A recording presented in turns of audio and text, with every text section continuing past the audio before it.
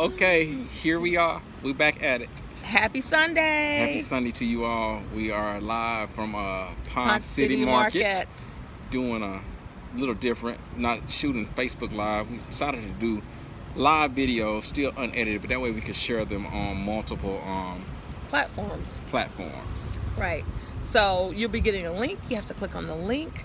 Like the videos, comment on the videos, share the videos. Share the videos, yes. Comment freely, good and bad. Yes. Start a discussion because we want to be able to, in Facebook Live, we can interact with you immediately, but it's hard because we're talking and we're thinking at the same time. It's hard to interact. But if you comment, we can actually start a really good discussion in the comment section. So. One of the topics that we just came up with about 4 minutes ago, pure unedited spontaneity. Is that a word, spontaneity? Yes, it is. Okay, if not, I just made it up. It's what you get when you deal with the two of us. The topic is... We're going to talk about, should you take advice from your friends?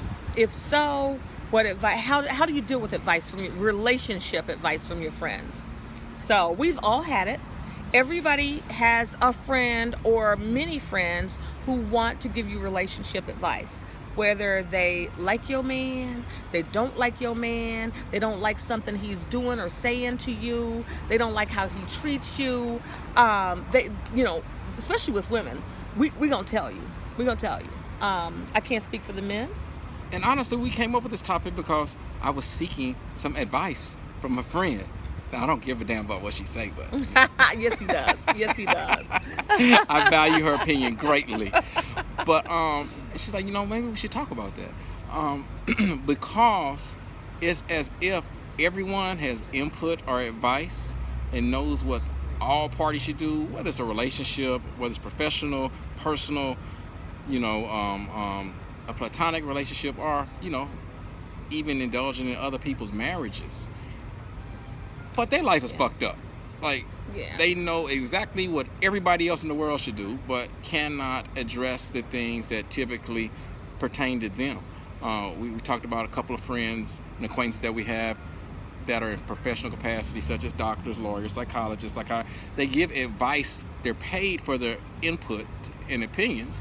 However, when it comes to them executing the advice that they're given, is easy for them to give the advice and typically the correct expert advice, but it's not applicable, or they have challenges applying it to themselves and to their situations. But I think the thing is that when it's different when you are working. There are guidelines that you have to follow for work. And if you are in a professional capacity where you are within some guidelines that you have to follow for work and you are paid to give advice, it's one thing. But when it's personal to you, your feelings are involved. And when feelings or emotions are involved, it makes things much more difficult to discern or to work through. And I got to tell you, if you are trying to apply if I'm in an emotional argument with you and you are trying to apply some professional logic to it, I ain't having that, because my emotions are involved. So it's hard. So I feel like that the one thing, at my age now, I do try to take in and analyze and really think through some of the advice that's given to me, whether it's solicited or unsolicited. That's a whole nother topic. Because sometimes you just want to vent. You don't want advice, you just want to vent. And your friend feel like, oh, that you opened up to me, that means I should be able to give you my advice. What's going on, girl? You better tell that nigga. Yeah. Shut your lonely ass up and just listen.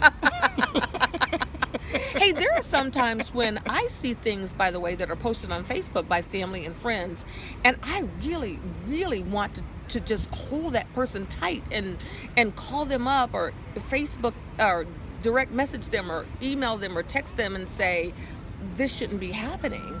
But I control myself, and I don't. So you control yourself sometimes? I do. There was a situation recently where I saw that there was a female that I know, and we're Facebook friends, and her significant other said some very disparaging things about her. I'm not going to say it because I don't want to identify the person by saying what was said, but she had made a comment about one of his girlfriends or something. Apparently he's a cheater, and he came in the comment section and basically wore her out in defense of his girlfriend that he was cheating with or whatever. And maybe he's not a cheater. Maybe he just has a, what they call it, a hotation. She one of them hoes too. She just doesn't know it yet.